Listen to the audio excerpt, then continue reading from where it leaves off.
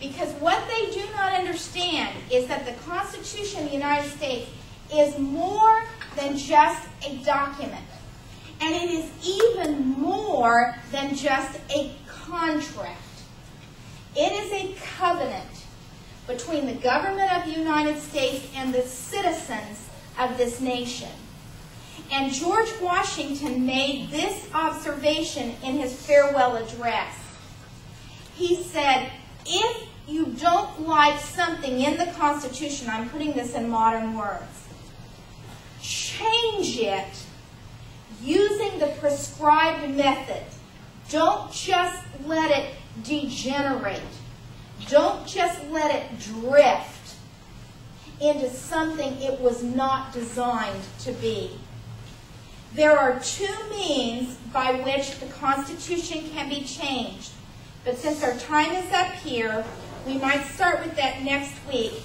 The amendment process, and one of the things that makes my blood run cold is the idea of an amendment convention where people could get together and say, hey, shucks, why don't we change that? So there are a number of possible dangers of that. Our founders wrote about them, and we'll pick up with that then next week. Brenda. Just a quick question. When it's stated about being the commander-in-chief, now I understand that back then there was only a Navy and the Army.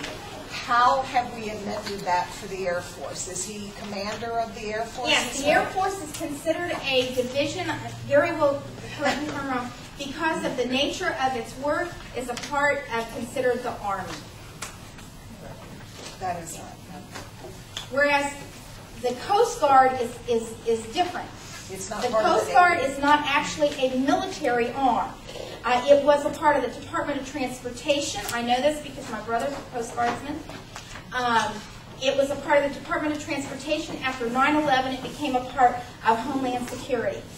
But the protection of the coast and so forth, and its drug enforcement responsibilities and so forth, it is a non-combatant force, the United States Coast Guard. But the Navy, the Marines is considered an arm of the Navy, I believe, and the Air Force is considered a division or a part of the Army. All righty. See you next week.